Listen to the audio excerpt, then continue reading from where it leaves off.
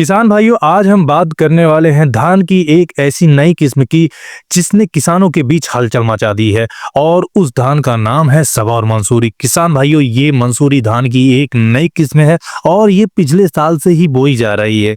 और अगर जो भी किसान भाई पिछले साल इस धान को बोए हैं तो वो इसका बेहतरीन रिजल्ट देखे जरूर होंगे। अगर आप भी बेहतर पैदावार, शानदार क्वालिटी और कम लागत में अधिक मुनाफा चाहते हैं तो इस वीडियो को पूरा आखिरी तक देखिए। लेकिन उससे पहले अगर आप चैनल पे नए हैं तो चैनल को सब्सक्राइब और बेल आइकन को प्रेस जरूर कर लीजिए।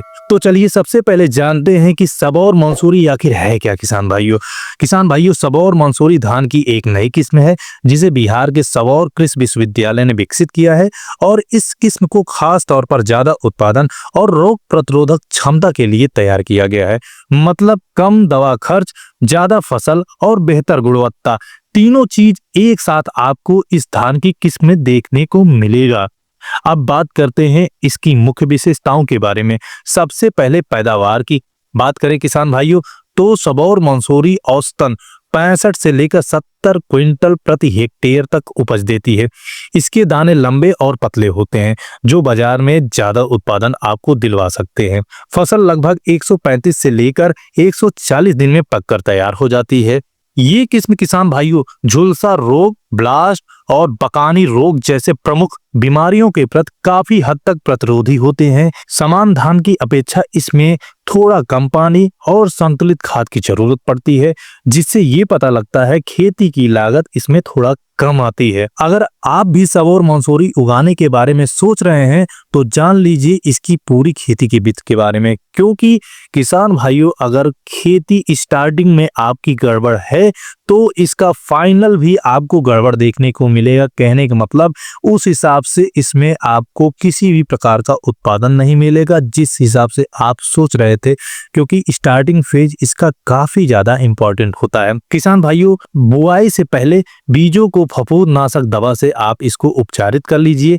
मई के आखिरी हफ्ते या जून के पहले हफ्ते में नर्सरी तैयार जरूर कर लीजिए।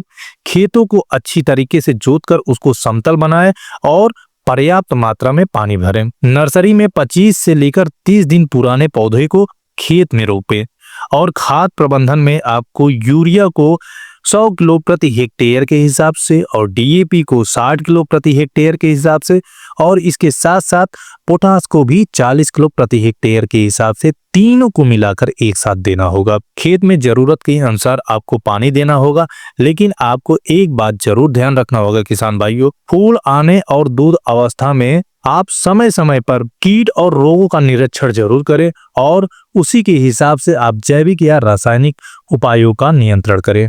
अब किसान भाइयों जानते हैं इसके फायदे के बारे में। किसान भाइयों, सबौर मंसूरी किस्म से ज्यादा पैदावार और ज्यादा मुनाफा मिलता है। रोग प्रतिरोधक होने के कारण दवा का खर्च भी इसमें कम लगता है। बाजार में लंबे दाने के कारण इसकी मांग भी अधिक रहती है और अधिक मूल्य भी आपको इसमें मिलता है। ये किस्म छोटे और बड़े दोनों तरह के किसानों के लिए उपयुक्त होते हैं। साथ ही इसकी बासमती जैसे सुगंध और क्वालिटी के कारण निर्यात की संभावना भी इसमें बनी रहती है। किसान भाइयों, हमने कुछ किसानों से बात भी की जिन्होंने सबौर मंसूरी को अपनाया है और उनका अनुभव जबरदस्त रहा है। किसानों का कहना है कि इस किस्म से प्रति बीघा 4 से 5 क्विंटल ज्यादा फसल मिली और फसल की बिक्री में उन्हें 15 से 20% अधिक दाम मिला।